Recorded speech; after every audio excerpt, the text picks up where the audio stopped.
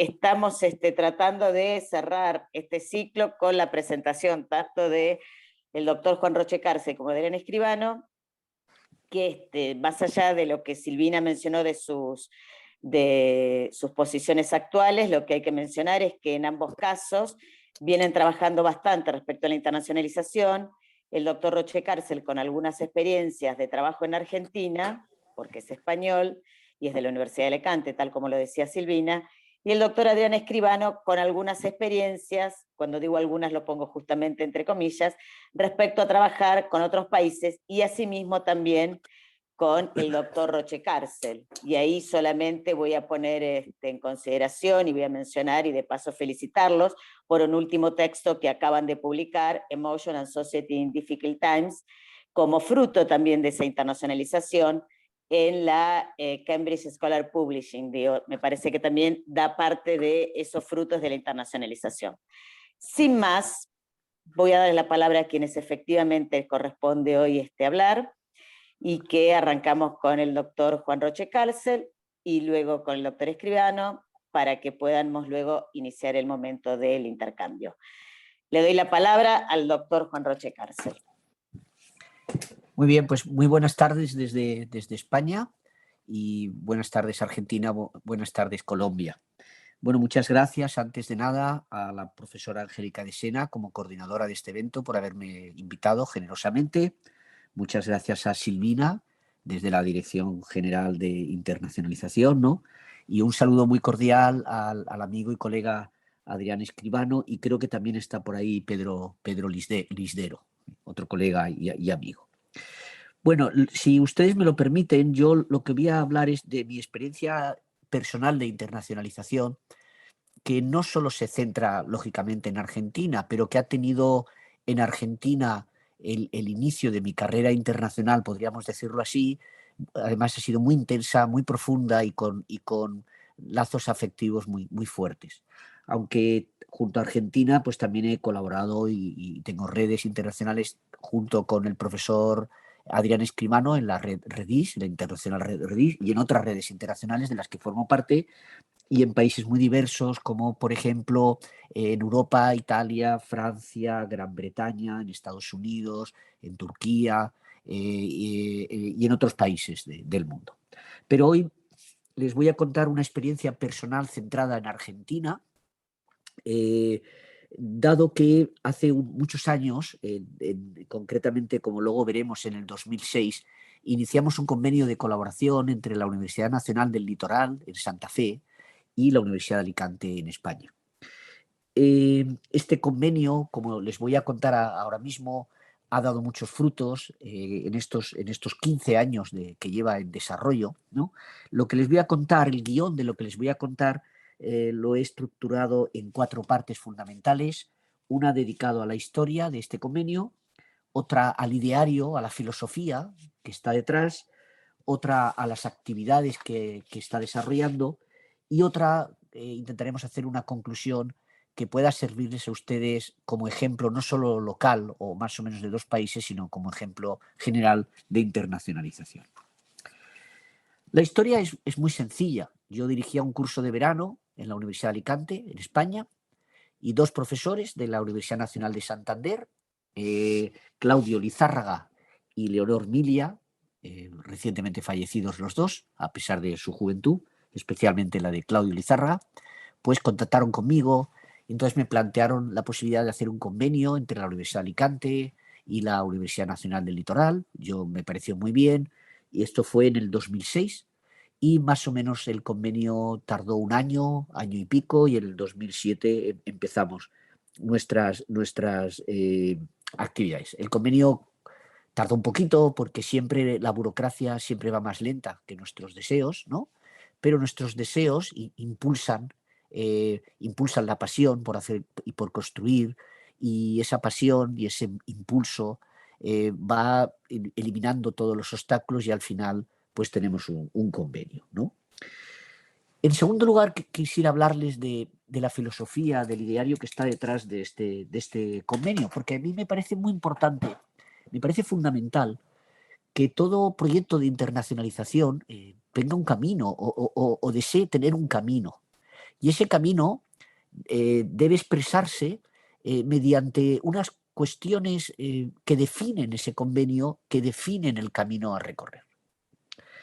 Concretamente, yo les voy a contar de qué manera establecimos, el bueno de Claudio Lizárraga y yo, 5 grandes bases filosóficas, podríamos decir, de este convenio. En primer lugar, estábamos los dos de acuerdo en que las relaciones tenían que ser paritarias. No paritarias entre hombres y mujeres, que también, sino paritarias en cuanto a hermanos, en cuanto a culturas hermanas. Pues saben ustedes que España y Argentina y España tenemos unas profundas raíces culturales. En España cada año salen encuestas de cuál es el país del mundo con el que más conectan los españoles y siempre sale en primera posición Argentina, ¿no? Hay unas profundas, por tanto, afinidades culturales, ¿no? Y, por tanto, era fundamental establecer un marco de colaboración y un marco de desarrollo de actividades que estuviera determinado y marcado por la igualdad, por la suma de esfuerzos, por dejar atrás un colonialismo, ¿no? Anticuado y no justo, ¿no? Y entonces lo que hicimos es establecer este tipo de relaciones paritarias, concretándolas en aspectos muy específicos. Por ejemplo, si un año la propuesta de la actividad la hacíamos desde Alicante, al año siguiente se hacía desde Santa Fe, desde Argentina, o viceversa. Cuando Alicante pagaba un presupuesto de algo, pues Argentina pagaba un presupuesto de algo, ¿no? Cuando venían profesores o iban profesores, que ahora les contaré, ¿no? Pues intentábamos distribuir los costes, el peso de los presupuestos, siempre escasos, ¿no? Y también intentábamos que las actividades fueran tanto en Alicante como en Argentina, como ahora también les voy a contar. En segundo lugar, la segunda base filosófica de esta internacionalización es precisamente la propia palabra internacionalización. Entre nuestras actividades, ya lo verán ahora, hay diversas dedicadas a la globalización. Yo les voy a contar una anécdota muy sugerente. En el marco de estos 15 años de desarrollo hubo un momento en la política argentina en la que se cerró las fronteras. Por ejemplo, no llegaban los libros españoles. O, por ejemplo, el dinero que nos pagaban allí por hacer nuestras clases, pues no podíamos traerlo a España, ¿no? En ese mismo momento en España hubo un momento político de un neoliberalismo muy fuerte, ¿no? De tal manera que yo vi pues, dos extremos, la verdad, de cara a la internacionalización. Un país que se cerraba y un país que se abría excesivamente, ¿no? Entonces, esto, lógicamente, podía haber determinado en nuestra filosofía de internacionalización, pero no lo hizo. Se convirtió en un obstáculo más que fuimos salvando con esa potencia, con esa voluntad firme y con esa pasión que le pusimos al convenio internacional. Se trataba en esta internacionalización de que las dos orillas, los 12.000 kilómetros creo que hay aproximadamente entre España y Argentina, no fueran una distancia, sino que fueran una cercanía afectiva. Es lo que intentamos, ¿no? Una cercanía afectiva que iba a todos los planos, fundamentalmente al académico, al universitario, pero también al del país. ¿Cómo va el país? ¿Cómo va Argentina? ¿Cómo va España? ¿No? ¿Cómo van las crisis? ¿No? La de ustedes del Corralito y luego las siguientes, ¿no? Y la nuestra del 2008 y, en fin, el COVID, ¿qué ha pasado con el COVID? ¿No? Era un viajar por un océano inmenso, a veces tormentoso, pero viajar intentando que los afectos se mantuvieran firmes y sólidos, agarrados. En tercer lugar, el tercer ideario filosófico era que tanto Argentina, la Universidad Nacional del Litoral de Santa Fe como la Universidad de Alicante y personalmente las personas que establecimos este convenio, porque es muy importante que en los convenios estén las personas. Las personas le damos el cariz humano. y somos las que hacemos que las cosas salgan adelante, ¿no? Ustedes saben que muchas veces las instituciones son muy pesadas, muy lentas, ¿no? Y muy burocráticas, ¿no? Y tienen planteamientos a veces que no son tan cercanos a las realidades, ¿no? Por tanto, es fundamental que haya seres humanos de carne y hueso eh, que tengan gran voluntad y gran deseo y que quieran construir algo, ¿no? Pues bien, se trataba concretamente y específicamente se trataba de que en este convenio estableciéramos relaciones intelectuales y relaciones afectivas. Para mí esto es muy importante, no solo porque soy sociólogo de las emociones, entre otras cosas, ¿no? Sino porque yo sinceramente lo que aspiro en la vida es a ser una buena persona, fundamentalmente eso, aspiro a eso, ¿no? Y la inteligencia es un instrumento muy útil, pero la inteligencia sola, ustedes saben que es fría, ¿no? Que a veces puede ser excesivamente cuadriculada y también puede distinguirnos de las personas, ¿no? La inteligencia con los afectos, lo que hoy se llama inteligencia emocional, creo que es bastante más apropiada, ¿no? Y esto es lo que hemos intentado en este convenio. De hecho, en estos 15 años hemos hecho muchos amigos allí en Argentina y los profesores argentinos han hecho muchos amigos aquí en Alicante. Luego les contaré que en ese recorrido conocí también al profesor Adrián Escribano, que ya somos amigos hace un montón de años, y más tarde a la profesora Angélica de Sena, ¿no? En cuarto lugar, la cuarta base filosófica es que se trataba, lógicamente, de concretar todo esto en intercambios, en comunicaciones, en diálogos. Diálogos en investigación, diálogos en cursos y en seminarios, diálogos en publicaciones, diálogos en proyectos académicos, el intercambio de profesores, el intercambio de alumnos.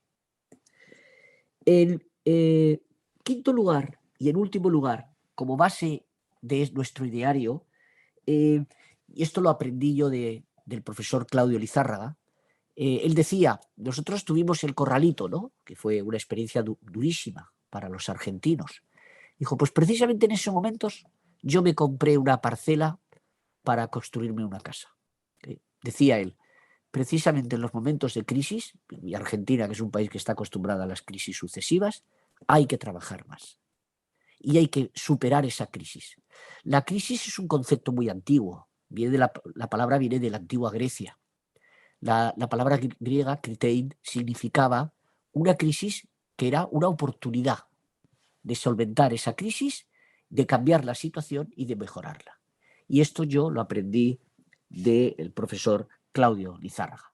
Por lo tanto, en estos 15 años pues hemos pasado crisis unos y otros, con distinto grado, evidentemente, con matices y características propias, pero hemos intentado que frente a viento y marea, el barco que transcurre por ese océano de 12.000 kilómetros tuviera un paso firme y, aunque lento, fuera recorriendo su camino.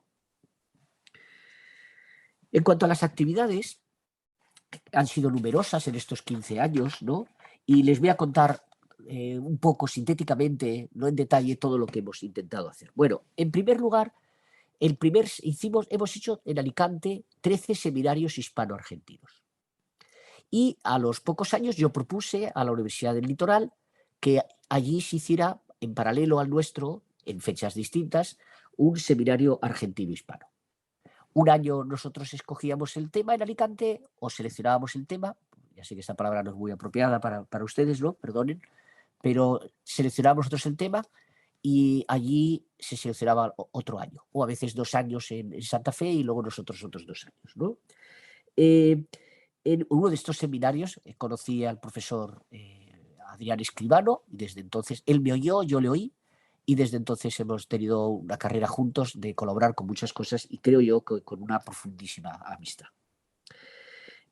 Los temas que hemos hecho en estos 13 seminarios han sido muy diversos, porque el convenio lo hacía la facultad, por parte de la Universidad de Santa Fe, lo hacía la Facultad de Ciencias y Humanidades, mientras que el convenio por Alicante lo hacíamos desde la Facultad de Ciencias Sociales o desde el Departamento de Sociología.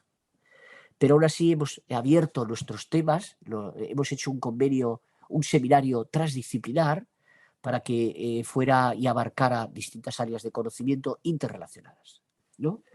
Entre estos temas, por ejemplo, hemos tratado varios seminarios dedicados a la ciencia y a la tecnología, ¿no? A las artes y a la cultura, a la literatura, ¿no? A la política, al urbanismo, a las ciudades, a la globalización. Hemos dedicado varios temas relacionados con la globalización, con la colonialidad, la poscolonialidad, con qué es eso de la globalización, reflexiones profundas sobre la globalización y siempre intensas y siempre polémicas, como tienen que ser, ¿no? Allí también se han hecho, allí en Santa Fe se han hecho 9 seminarios argentinos con estos mismos temas, ¿no?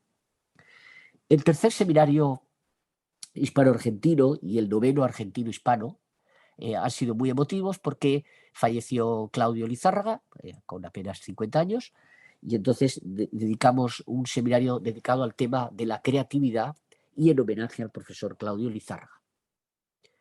Y estoy muy contento, muy orgulloso de haber hecho esto, ¿no? Y por parte de Santa Fe, la sugerencia de la Universidad de Santa Fe es una sugerencia muy bonita. Vamos a recordar la memoria de Claudio, vamos a plantar un algarrobo. Por cierto, el algarrobo de Argentina no es el algarrobo español.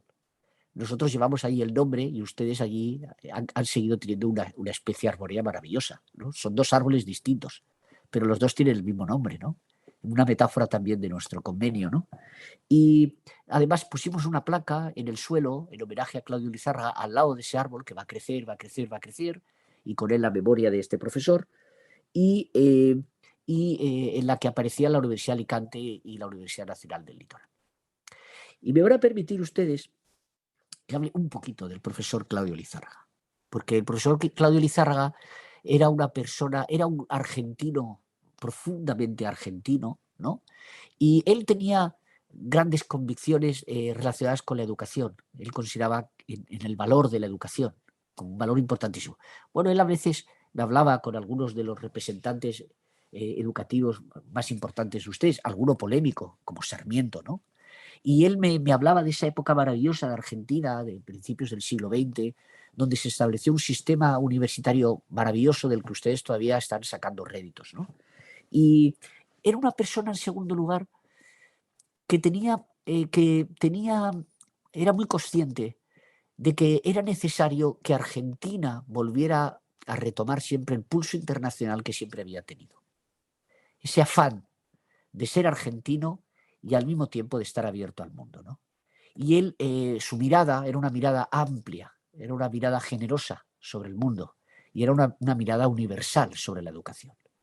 Y él pensaba que esa pequeña ciudad, esa pequeña universidad de una ciudad de unos 500.000 habitantes, que saben ustedes que tiene Santa Fe, pues internacionalizarlo era muy útil, muy provechoso para la propia universidad. Y él creía firmemente en eso, ¿no?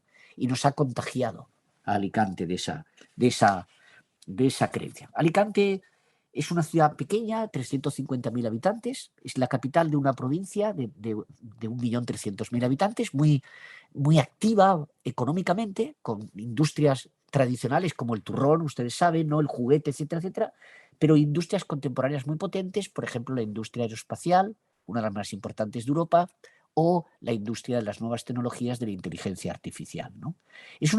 Nuestra universidad tiene 20 años, 25, 30 años, perdón, 30 años exactamente, pero es una universidad dinámica. Tiene un campus muy bonito, muy bien pensado, muy bien establecido, con una arquitectura muy interesante, con un campus verde muy interesante, muy bien pensado todo, y es una universidad dinámica. De tal manera que pudimos compaginar el deseo de internacionalización y la valorización intensa de la educación con un dinamismo, y todo ello es lo que ha hecho que al final este convenio, como concluiremos finalmente, ya verán ustedes, haya sido muy provechoso y muy rico. Además de los seminarios y de los cursos, hemos efectuado intercambio de profesores, una cuestión importante, ¿no? Intercambio docente, reuniones con profesores, diálogo con los profesores. Más de 20 profesores de Alicante han visitado Santa Fe, más de 20 profesores de Santa Fe han visitado Alicante, ¿no? En tercer lugar, hemos efectuado proyectos de investigación conjuntos, ¿no? por ejemplo, dedicados a la literatura, a los mitos de la antigüedad, al mundo griego, el mundo clásico griego, a cuestiones sociales más contemporáneas, ¿no? También de filología, del campo de la filología, también el campo de la ciencia política. En tercer lugar, hemos establecido publicaciones. Algunos de estos seminarios han concluido con un libro que hemos publicado en Alicante, en España, o que se ha publicado por publicaciones de la Universidad Nacional del Litoral. Y además creamos una colección denominada precisamente Globalizaciones en la editorial Antropos de Barcelona, que era una de las editoriales más importantes en España del campo de las ciencias sociales y también del mundo latinoamericano. Bueno, desgraciadamente, hace 2 años el nuevo dueño pues, ha cerrado la editorial. Es argentino, por cierto, ¿no? La ha cerrado bruscamente, ¿no? Y ha sido una lástima, porque era una editorial con una gran distribución y con un gran peso cultural y académico y científico. Pero, en fin, en esta colección Globalizaciones llegamos a sacar 5 libros, uno más o menos cada 2 años. La financiación la pagó la Universidad Nacional del Litoral, ¿no? Y nosotros hemos financiado otros aspectos de intercambio de profesores, etcétera, etcétera. Como les decía, nos hemos distribuido económicamente a partes iguales, ¿no? En cuarto lugar, hemos hecho también hemos hecho proyectos que no han terminado, no se han concluido todavía, que están ahí. Uno de ellos era crear un proyecto en la Universidad Nacional del Litoral, un instituto internacional dedicado a la creatividad en todos los foros industriales, de diseño, de las artes, de la cultura, de la economía en general, ¿no? Y eso es una asignatura pendiente. Ahí va a estar también el profesor Adrián Escribano implicado. Cuando el proyecto iba a empezar, falleció Claudio. Ahora está hoy otra vez intentando que la Universidad Nacional del Litoral vuelva a desarrollar. Yo, por mi parte, en la Universidad de Alicante voy a proponer próximamente un instituto de investigación sociológica de arte y cultura, de tal manera que lo mismo, una idea allá, otra idea acá, que establece no solo las actividades académicas, sino también las actividades de desarrollo social, de desarrollo económico y de desarrollo cultural, que para nosotros en estos 15 años hemos ido hablando durante muchas ocasiones. Fíjense que yo aprendí de Claudio cómo solventar las crisis, pero yo en un viaje que Claudio y algunos colaboradores de él, de la Universidad Nacional Litoral, nos hicieron por la zona de Entre Ríos, la Pampa Húmeda, ¿no? Yo observé con admiración el patrimonio acuífero que tiene Argentina, ¿no? Nosotros, para que ustedes tengan una idea, cuando ustedes le llaman el arroyo Carrasco, ¿no? Es mucho más grande que nuestro río más grande en España, ¿no? Y yo le decía, Claudio, tú tienes influencia política en la gobernación de tu provincia, en tu ciudad, debes intentar conseguir que esto tenga una protección jurídica, este ecosistema de fluvial, que tenga una protección en base a un parque nacional, ¿no? Y efectivamente lo planteó y lo consiguió. Lo que ocurre es que no lo consiguió del todo, con el tamaño adecuado, pero bueno, yo le decía, no te preocupes, porque esto va paso a paso. Tienes una protección y luego esa protección se va ampliando, ¿no? Es decir, que nuestra idea también, esto es una asignatura que íbamos a trabajar en los próximos años, era a llegar al desarrollo social y cultural de las ciudades argentinas y de la ciudad de Alicante.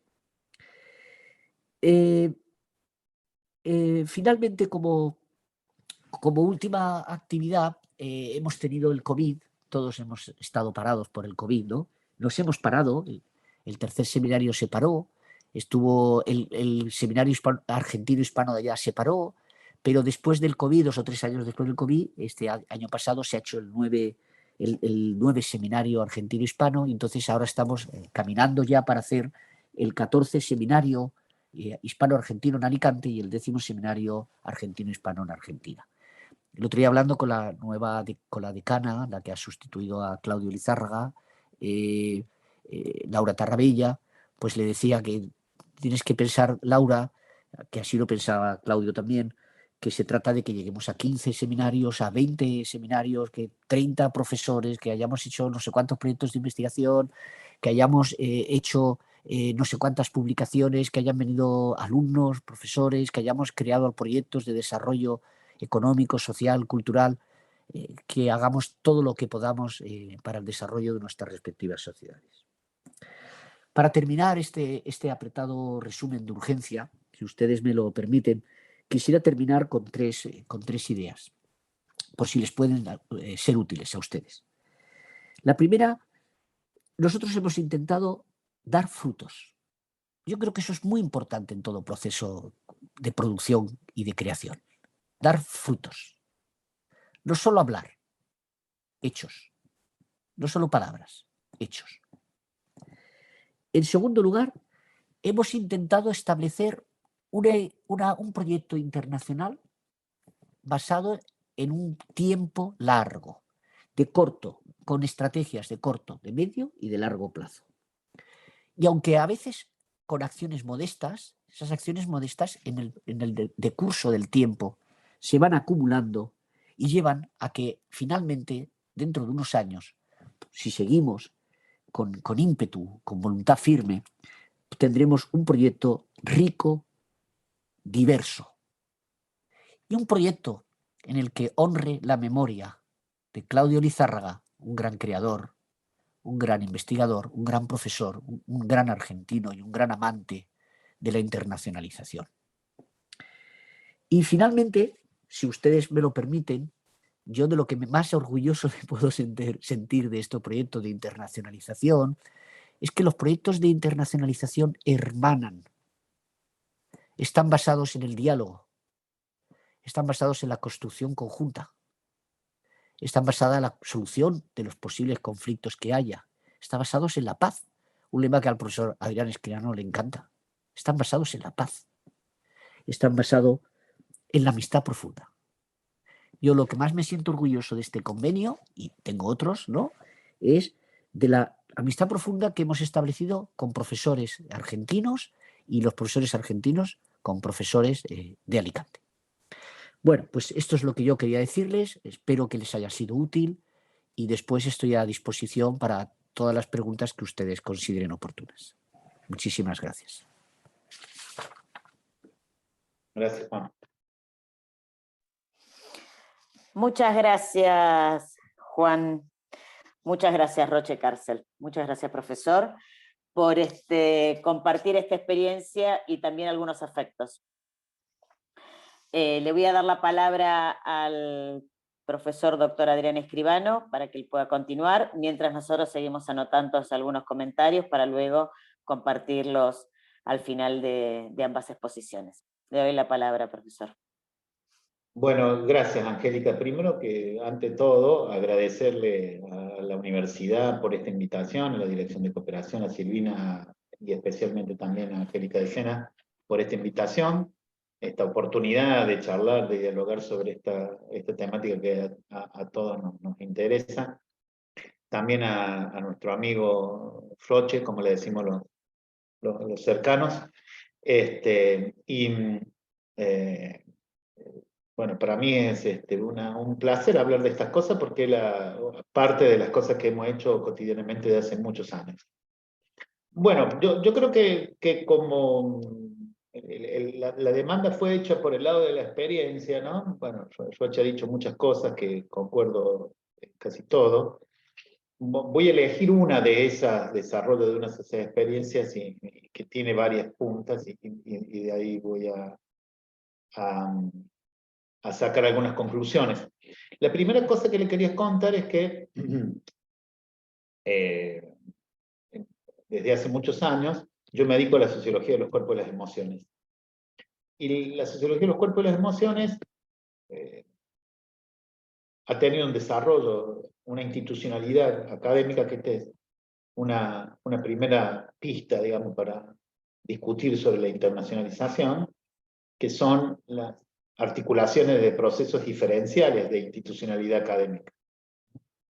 No es lo mismo las disciplinas en un país que en otro, no son las mismas sus tradiciones, no son los mismos sus fuentes, etc. Este proceso de institucionalización se ha iniciado hace poco. Llamamos proceso de institucionalización que existan grupos, ¿sí? Profesores seniors, gente que aprende el oficio en todas sus formas de becario, y que existan estructuras de publicación, desde libros hasta publicaciones periódicas. Yo soy muy enfáticamente fan de decir siempre que la sociología de las emociones no ha comenzado ahora, sino que comenzó hace mucho. Tenemos varios textos sobre la sociología de los clásicos y las emociones, pero lo que sí ha sucedido, y esto vale la pena recalcarlo, es que en América Latina ese proceso de institucionalización empezó no hace mucho, aunque parezca que ya lleva muchos años. Uno cuando se va poniendo viejo le parece que todo es muy joven, digamos, ¿no? No sé cómo la idea con el tiempo ahí cambia. Pero es así. Más o menos digamos a finales de los 2000, en América Latina se empezaron a formar grupos o a establecer programas de investigación más o menos institucionalizados sobre emociones y cuerpos, que es otra cosa que también tiene que ver con la internacionalización, es que sirve también, por lo que decía antes, la diferencialización de la institucionalidad, también sirve para la diversidad, ¿no? Porque, digo, en realidad una de las cosas que pasaba en América Latina a finales de los 90, principios de los 2000, es que había bastante movimiento sobre esta área temática de investigación, pero no existían formalidades en las facultades de antropología, de filosofía, sociología, que son más o menos, o comunicación, que son más o menos las facultades o departamentos que anclan estos temas institucionalmente. Nosotros a partir del 2002-2003 comenzamos a trabajar algunas cosas sobre eso, basado en una experiencia personal mía, que fue que en los años 90 trabajé con Alberto Melucci en Italia, y Alberto, que es uno de los fundadores de la teoría de la acción colectiva en la sociología, del análisis de los nuevos movimientos sociales, lamentablemente fallecido, y Alberto tenía esta doble pertenencia a ser psicólogo y sociólogo, y era un gran referente de los estudios de acción colectiva en el mundo, cuando digo el mundo, desde Japón, Corea hasta Estados Unidos, y él tenía esta visión, digamos, bastante cercana a la sociología de las emociones. Nosotros hemos escrito con una colega italiana un artículo en Social Science Information, mostrando, digamos, que Alberto era uno de los padres fundadores de esta nueva sociología de las emociones. Y entonces yo empecé a trabajar con distintos grupos en Argentina y con mis colegas que me habían quedado en Milán en este sentido y en esta dirección. Hasta que en el año 2006, también por una cuestión de intercambio académico, yo estaba de profesor visitante en Guadalajara, en México, y un colega que es Rogelio Luna, que fue uno de los padres fundadores de la sociología de emociones en México, con él nos proponerle a la Asociación Latinoamericana de Sociología la creación del grupo de trabajo sobre cuerpos y emociones, que no existían porque en ALAS hay, ahora creo que son unos 27 grupos de trabajo, y esto significa, digamos, que se dedican a la metodología, que se dedican al movimiento social, distintas formas de educación, ¿no? Y nosotros propusimos como una manera de comenzar un programa de interacción. Entonces, lo que pensamos desde el inicio es que este grupo se tenía que fundar en una red, ¿no? En realidad, lo que utilizamos en el año 2009 es como evento fundacional, un ALAS, que es un congreso de la Asociación Latinoamericana de Sociología, que se hizo en Guadalajara, como piedra fundamental de la Red Latinoamericana de Estudios Sociales sobre Cuerpos y Emociones. Y esto comenzó a dar sus frutos. En realidad, en ALA siempre hay dando vuelta unos 10 o 12 países que son los que configuran a la asociación, y no fue de otro modo tampoco para nuestro grupo, pero los países que se destacan siempre, por supuesto, por razones obvias, digamos, de historia y tradiciones. Digo lo de obvia por el reconocimiento de la propia historia particular, son México, Brasil, Colombia, Argentina, Chile, Uruguay, ¿no? De donde salieron propuestas muy interesantes de cómo llevar adelante este grupo de trabajo y cómo darle forma a esta red. Para mencionar uno de las personas que fue Mauro Cobri, que lamentablemente murió de COVID el año pasado, y que con Juan, con Roche hemos hecho, digamos, algunas actividades juntos, incluso hemos publicado algunas cosas en las revistas que fundó Mauro Cobri, que se llama Revista Brasileña de Sociología de las Emociones, y que justamente Mauro tenía, eso ha sobrevivido por supuesto, pero tenía, digo, porque él la engendró y configuró, digamos, una vasta red brasilera, digamos, de estudios de las emociones, más ligado con la antropología, que es otra cosa de la diversidad y de esta cosa de institucionalidad que tiene la internacionalización, que Roche decía también, que es la multidisciplina, ¿no?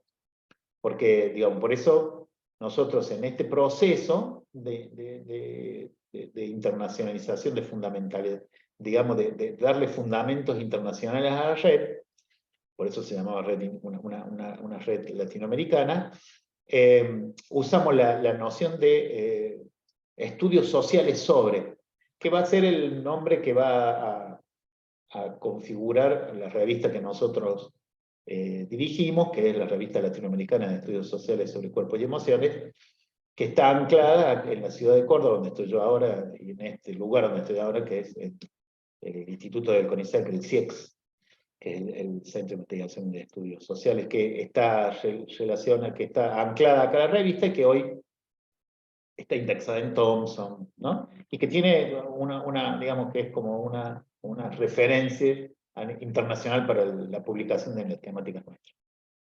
Digamos, desde el 2007 se crea esto en Guadalajara, y en el 2009 en Argentina se da, que es el ala, yo creo que recién lo dije mal, 2007 en Guadalajara, 2009 en Argentina, se hacen esos procesos, que también Roche decía, ¿no? Es un proceso que lleva su tiempo.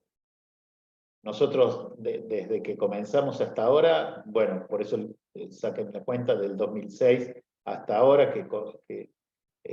bueno, que hemos crecido y también aproximado, distanciado con otras lógicas, ¿no? Porque tiene otra cuestión la internacionalización, que despierta, motiva y potencia también a otras personas. Hoy en América Latina hay una red latinoamericana de estudios de antropología del cuerpo, hay una red que se llama corporalidades, hay una red sobre afectividades. ¿Por qué? Porque eso tiene un efecto multiplicador, y nosotros lo vemos como una gran cosa, digamos, como un gran resultado de haber iniciado, de haber disparado esa motorización. Pero tiene que ver con esta cosa de que al albergar lo multidisciplinar, también eso hace que la transversalidad venga, ¿no? Por supuesto, en el respeto ideológico, epistémico, metodológico que uno tiene que tener para poder, ¿no? Que después al final voy a decir algo sobre eso. La otra cosa que empezó a suceder luego de la creación de la revista y la institucionalización, digamos, del grupo, o sea, ya pasando los alas se hace cada 2 años, es que, como también es un poco costumbre de las asociaciones internacionales, empezamos a tener encuentros anuales en distintos lugares. En el 2011, nosotros con un grupo de investigadores ya de distintas universidades argentinas, formamos un centro de investigación donde, digamos, anidamos otra revista, que ustedes la conocen también, que la dirige la doctora Decena, que es RELMI, la Revista Latinoamericana de Metodología de Investigación, y comenzamos desde ahí a hacer encuentros internacionales que ya abarcaran a Europa y que abarcaran otros continentes. Y empezamos tímidamente en un encuentro en Brasil, con la participación de algunos colegas de Latinoamérica y algunos de España, y luego fuimos en el año 2012 creando una red ya con otros continentes, ¿no? Más o menos en la idea de que la revista latinoamericana, Relaces, ¿no? Convocaba, que la red apoyaba y que se podían... En esa perspectiva hicimos 5 encuentros, por supuesto, Roche y Angélica han participado en muchos de ellos. Hicimos 5 encuentros desde el inicio,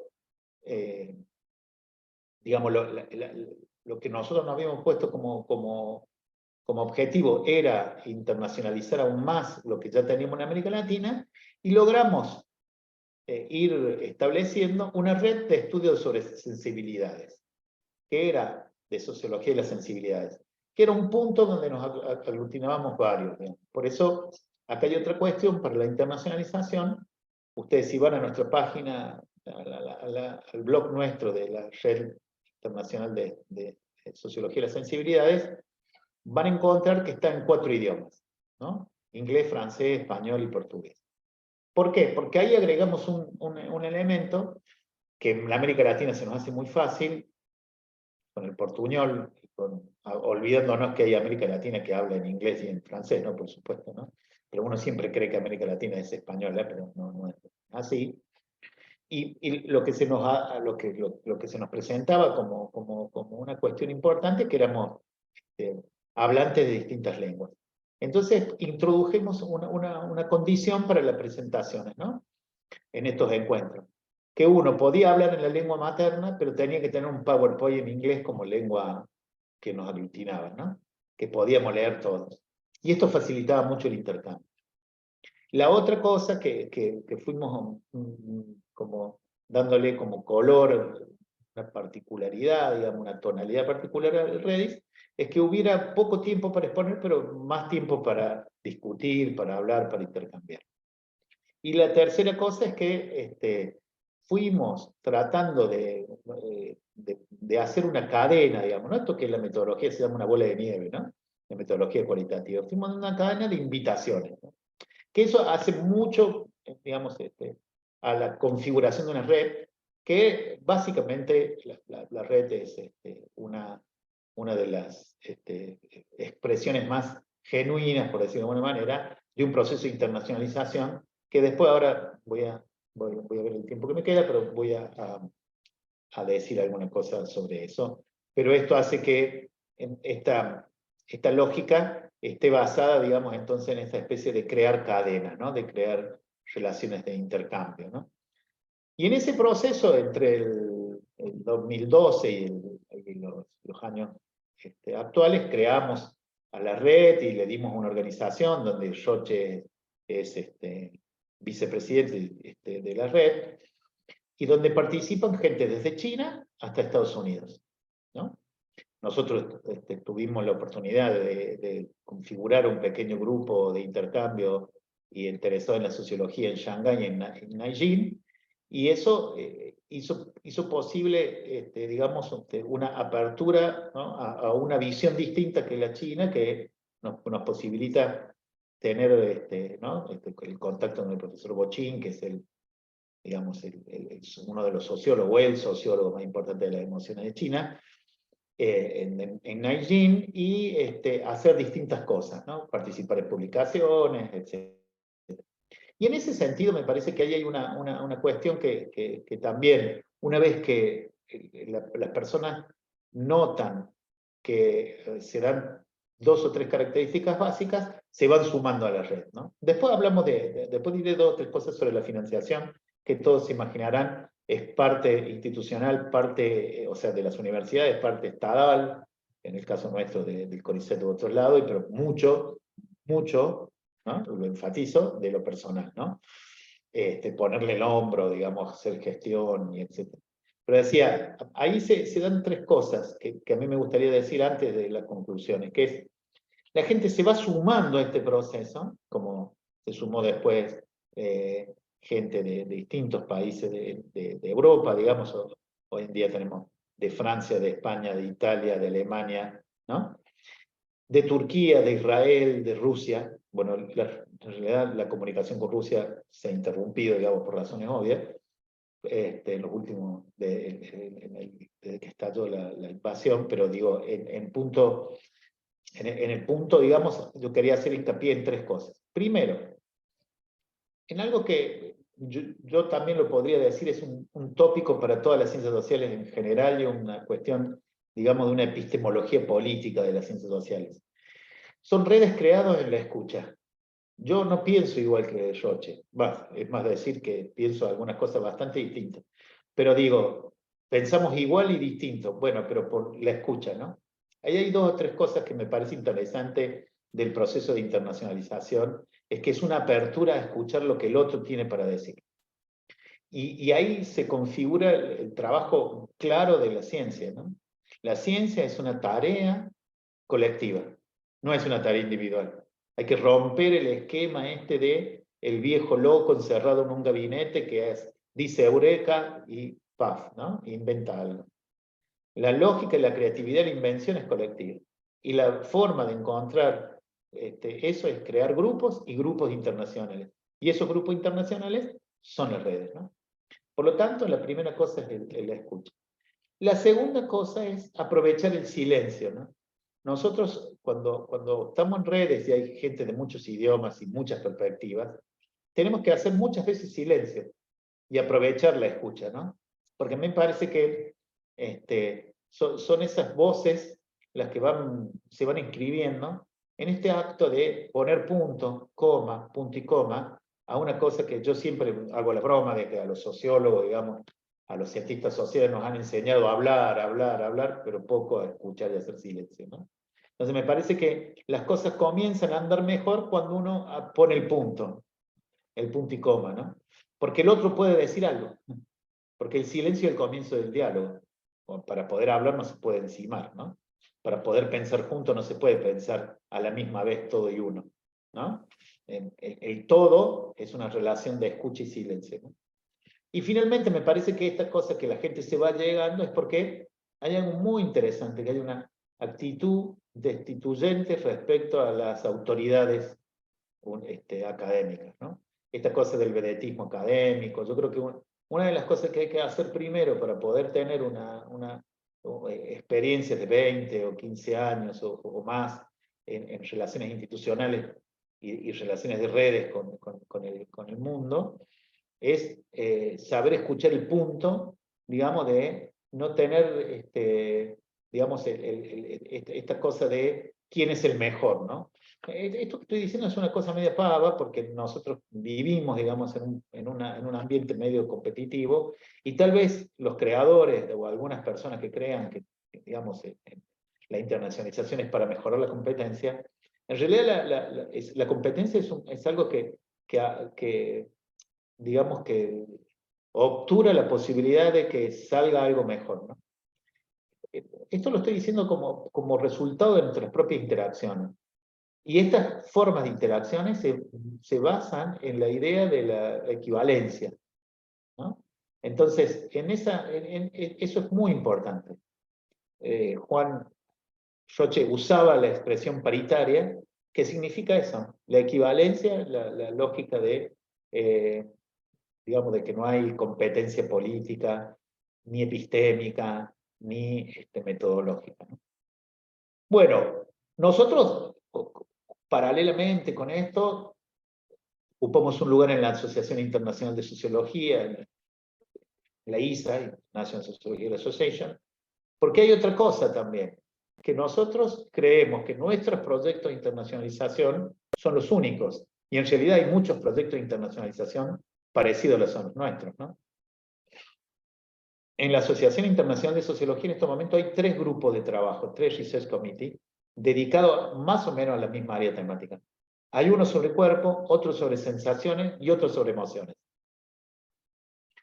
que está muy relacionado con nuestra sociología de las sensibilidades. Por eso nosotros creemos que la sociología de las sensibilidades le puede dar, digamos, una especie de hogar común a estas experiencias, ¿no? De diversas índoles, ¿no? En el cuerpo, la sensación. Esto tiene que ver también con algo que venía diciendo Roche y que me parece interesante retomar, que es la internacionalización es justamente, para decirlo en términos de Kuhn y las revoluciones científicas, siempre van en este proceso que va de la ciencia normal a la ciencia revolucionaria, ¿no? O sea, la internacionalización es un proceso de cambio. Y porque uno va a un lugar y tiene que salir diferente. Si no sale diferente, no fue. Digamos, y en ese sentido me parece muy interesante decir que la lógica de la internacionalización es la lógica de lo común, de abrir comunidades. Por eso la ciencia contemporánea no solamente es colectiva, sino que se basa en el hecho de que no podemos decir quién inventó, ¿no? Digamos, tenemos en la ciencia moderna una larga trayectoria de premio a los inventores, ¿no? ¿no? Y me parece que esta es una cosa interesante. Todo dentro del marco de nuestras reglas, que son, digamos, las 3 reglas de la Banco Mundialización de la educación, que publica o perecerás, viaja o nadie te creerá, obtén un subsidio o no vivirás, ¿no? Esas 3 lógicas que son individualistas, competitivas y destructivas, se pueden ver de otra forma. Y si uno no ve de otra forma esas 3 lógicas, por más que las tenga que cumplir, por algo soy lo que tengo ahora, digamos, como grado académico, es porque he publicado, porque he hecho todas esas cosas y no lo podría hacer. Pero digo, lo que lleva a la internacionalización es a cambiar uno personalmente, y a cambiar también el ámbito disciplinar, porque se da cuenta que hay otros lugares donde hacen. Ayer le explicaba a unas personas nuevas que están entrando, chicos de sociología nuevos, muy, muy nuevitos, a la cátedra nuestra de cuerpos y emociones, que los autores que nosotros leemos, digamos, que leemos como clásicos contemporáneos, no clásicos, sino de estos últimos años, son o han sido presidentes del Comité de Sociología de las Emociones y de las emociones de la Asociación Americana de Sociología Norteamericana de Estados Unidos. ¿Por qué? Porque justamente la relación entre publicación, investigación y financiación se da en las redes. Nosotros leemos Hochschild, Kemper, Sheff, etc. Todos ellos han sido presidentes del Comité de Sociología de las Emociones de la ASA, ¿no? Entonces, una de las cosas que hay que tener presente es esta cosa de poder transmitir esta idea en común con un cambio, ¿no? Que me parece muy interesante para la cooperación. Termino con 3 cosas también. 1, digamos, así como terminó mi amigo. La primera cuestión es que para internacionalizar y cooperar hay que salir de la zona del confort. Yo no puedo creer que lo que yo hago es en el único lugar que se hace. Y que no lo mejor, eso por supuesto que nadie lo puede creer, digamos, somos todos adultos.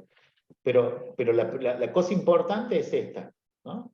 La cosa es que nosotros tenemos que salir de la zona de confort para poder ver lo que el otro hace. La segunda cosa es que sí es muy importante la financiación, pero con la financiación no basta. En todo este proceso hemos visto un montón de gente poner dinero a nuestras propias universidades, ¿no? O sea, por ejemplo, esto de que, digamos, uno podría decir la Universidad del Litoral ponía la plata para hacer los libros en Antropos, pero Antropos cerró. No es una cuestión de tener la plata. La cuestión es tener otras cosas. Y la otra cosa es no cerrarse, digamos esto de que la financiación no es lo más importante, aunque parezca mentira. Y la tercera cuestión es que haya muchos jóvenes. Porque si no hay jóvenes, no hay futuro para esa internacionalización. Entonces, si los que vamos a intercambiar, Roche y yo y Roche, bueno, dudaremos unos años más, pero no muchos, ¿no? Por eso me parece que la cooperación tiene que ser ante todo formativa, de recursos humanos, que puedan salir de su zona de confort y que puedan compartir a escala internacional este sendero de que si uno comparte, se vuelve cierto, digamos, esta idea de que no solamente hay que conocer, sino también ser, ¿no? Y por eso, hundir las raíces en nuestras más viejas tradiciones y en las sabidurías orientales, y decir que el conocimiento hay que compartirlo con la sabiduría, esperando siempre poder escuchar del otro algo que uno no sabía. Muchas gracias.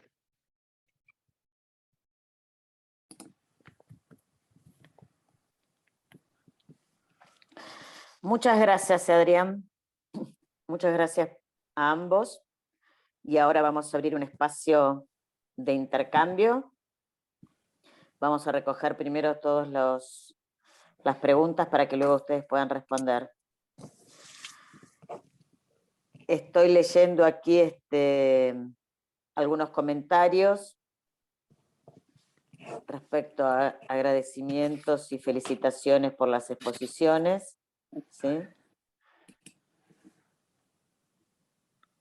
En tanto, mientras la gente va pensando para poder hacer sus interrogantes, yo solamente voy a subrayar algunas de las cosas que ustedes estuvieron mencionando respecto a la relevancia no solamente académica, sino personal, los vínculos personales, ¿sí? Para poder pensar esta cuestión. Algo de eso se mencionó también en el segundo encuentro, pero también algo de eso en el primer encuentro. La otra cosa que quiero hacer mención y resaltar es esto del financiamiento, que siempre suele aparecer como el cuco, como bueno, pero sí, no tenemos financiamiento, y acá apareció otra cosa de que los financiamientos también, hay partes que uno también trabaja, ¿no? Para eso. Yo particularmente en estos días estoy en Colombia, en una actividad académica, y justamente ayer, en una conversación con el decano de Pedagogía de la Universidad Complutense, salió el tema, y respecto a él hacía mención también las veces que él también tenía que poner de su bolsillo para actividades, ¿sí? Que tenía que ver con invitados a su universidad, ¿no? Entonces digo, también una vez más reaparece esa cuestión que a veces aparece como, bueno, el problema está que uno no tiene financiamiento, pero bueno, se juegan también otras cosas. La otra cosa que me gustaría resaltar respecto a esto que ustedes mencionaron, un punto que tal vez en común, esto, la relevancia de Roche Cárcel decía respecto a dar fruto, y que Adrián decía respecto a esto del proceso de cambio, ¿no? La relevancia del proceso de cambio, digo. Y la otra cuestión que me parece no menor es esto de la formación de recursos humanos que daba cuenta recién Adrián, ¿no? Que si bien nosotros trabajamos siempre en la formación de recursos humanos, pero como en este caso, la relevancia que tiene eso, porque hay una cosa no menor que mencionaba Roche y que Adrián lo menciona en este punto también, me parece que la posibilidad de continuidad, cómo se sustenta en relación a no solo las cuestiones académicas, sino a las cuestiones personales, ¿sí? En el primer encuentro hacíamos mención respecto a las posiciones y disposiciones para poder pensar, llevar adelante y sostener las vinculaciones que no son siempre solo académicas, porque también empiezan a ser también vinculaciones personales, ¿sí? En relación a esto. Pero ahí incorporó una cosa no menor que decía Adrián respecto a que uno no siempre se tiene que juntar con los que pensamos igual, sino la posibilidad de la escucha y establecer diálogos. Y los diálogos son entre quienes no dicen lo mismo, si no, no hay diálogo, ¿no? Entonces, la otra cosa que quería ahí resaltar respecto a los comentarios.